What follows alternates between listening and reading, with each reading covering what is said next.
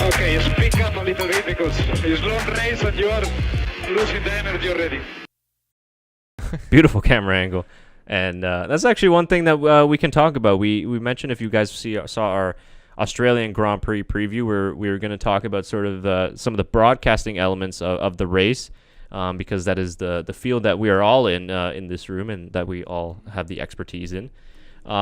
So not really much changed in terms of the coverage. I mean, we're looking at the race highlights from 2017. No, so it's not, I mean, the graphics have changed, but they look great. There's nothing wrong with the graphics. Yeah, graphics have changed a little bit, certain elements. So see, Shaker, if you can go back to that Australia race highlights from last weekend. I think you had that open somewhere else. But there's a couple things that I sort of noticed right away that I liked, and some other things that we didn't like, so we might be able to see them here. So they changed, obviously, the logo, which in turn they changed the text. So I'm okay with it, I guess. It kind of stands out a little bit more. Yeah, it's growing on me. Yeah, so you sort of got used to it. Same with the logo. I mean, Yeah. it was just more or less like the halo. You just get used to it after a little while. In terms of the graphics sidebar, they sort of the same. They were missing a couple elements, like the tire compounds that they were on. I think they'll get that eventually, but there was a little bit of a graphic glitch to start off with, but I mean, it's the first race of the season. So. Yeah, but there wasn't any sort of major issue where No. it was missing. I think last year or the year before it was gone in like free practice. They didn't have it at all. Yeah. So that was completely missing. And then I like the new team radio With graphics. the faces. Yeah, Yeah, so I you like can that. sort of see it more personable. So see if you can actually pause it here, Shaker, because this is obviously the main one to talk about. So the T-Cam, obviously not much to see now. No, you're just seeing a basketball hoop. You're still going with that. It Yeah. is. Chef Curry should be dunking on that or something. Yeah. But I mean, what I would do is I would have two cameras. I'd have one camera in the front of the halo, pointing towards obviously the front of the car to see the tires, wing, whatever, and then I'd have the other one just underneath where the T part of the halo is, in front of the driver's face, and I'd have it inside of there. That way you can see the driver and his reactions. Yeah. That's the only thing I can think of. Or have one just underneath where the M is in Magnuson, but underneath, so you can see the steering wheel and through the side of the halo. There's different options in this T-Cam. I would like to see more of the front of the car, like just as they're going through, because it's cut off at just the wrong part, Right. in my opinion. Somebody made a meme. You guys know those like security things when you get onto certain robots or certain websites where you have to prove you're not a robot? Oh yeah. So they had like this shot of the T-Cam, and it's like select all the squares where you can see the track or something like that. So they had it set up that way. I don't know if I'll maybe find it later and give proper credit to whoever made that. But yeah, you just can't see anything. They have to use more of that nose cam now, because I looked into this and they can't change it. So we're stuck with this. So the regulations, everything have already passed. So it was said that in June of 2017 is when they finalized like all the camera that go actually on the car for the next season. So they can't change it. So we're pretty much stuck with what we have now. But I was surprised that they didn't think of that earlier. Like, wouldn't you think that if you go to that T-Cam camera, that the halo would be in the way? Yeah. So you'd have to put cameras somewhere else. Like you said, they used to do that camera where they'd put it on the steering wheel and you can see the driver. Because now you can't see the driver.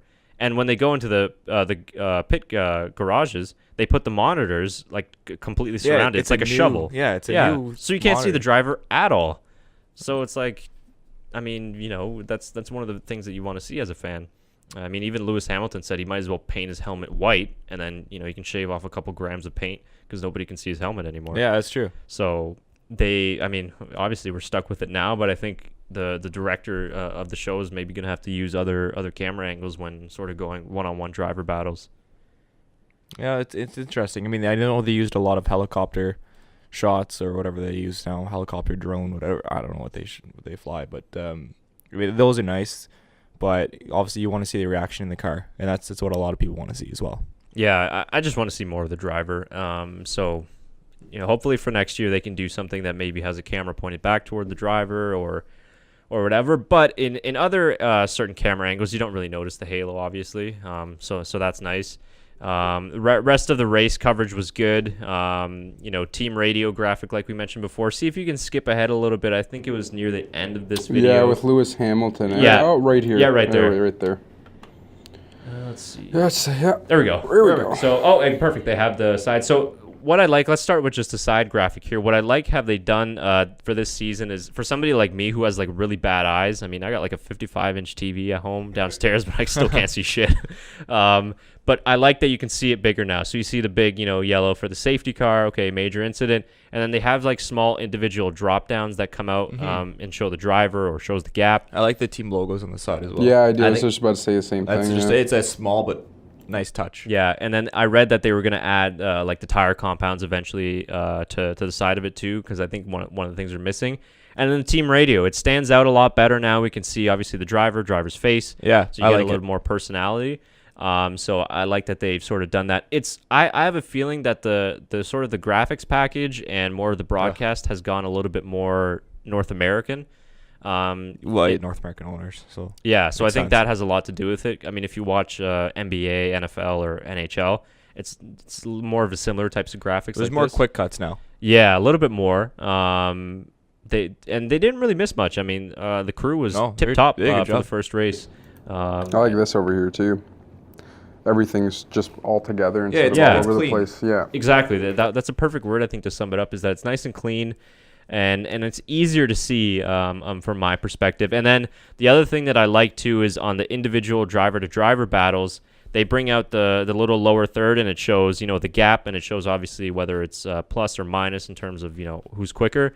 It shows if DRS is available. I think probably they'll add tire compounds to that as well, so it's just easier to see. Yeah, I like that. I like that little graphic on the bottom. And I think that's a big one in NASCAR. They have that. Yeah. So they've kind of taken that from NASCAR, which. Whatever, it's fine. I always enjoy that graphic from NASCAR. So, especially when battles are getting close, you can see which car is best in what scenario, who's better in a straight line, who's better through the corners, who's better through the high speed, who's better through the low speed corners. It's nice little touches that they have this year. One of the things that I think we missed was when they go to the onboards, we didn't see too many of the live telemetry, so like speed. The gears, like that stuff that we usually see. So I don't know if that was just sort of a bug that they hadn't worked out and that they weren't ready for. So maybe that's another thing we'd like to see, because it's always interesting to see, obviously, the speed, the G-forces they usually include as well. So yeah, that's nice. Prior years, they had even like thermal cameras on the tires that shows, the heat distribution with the tires. So that's one of the things. But yeah, all in all, I think it's a good thing. And then, did you notice the new theme that they have at the beginning of the show? No. It's like so last year or the last 10 years, I think almost, they had the stripes or whatever that would kind of. Oh, I don't know what you want to call that. The intro video. Yeah, the intro. Yeah. Yeah, this year is a lot nicer. It's longer, but it's just cut better. Yeah, there we go. So official opening here. Again, like I said, they've made it sort of more Americanized now. I like it though. This is a lot better. This is similar to IndyCar almost, because the IndyCar sort of does this type of stuff. But I like that it's personable. You see the drivers, it gives a little bit of flair, it gives a little bit of personality to it. That's a cool. That's pretty cool.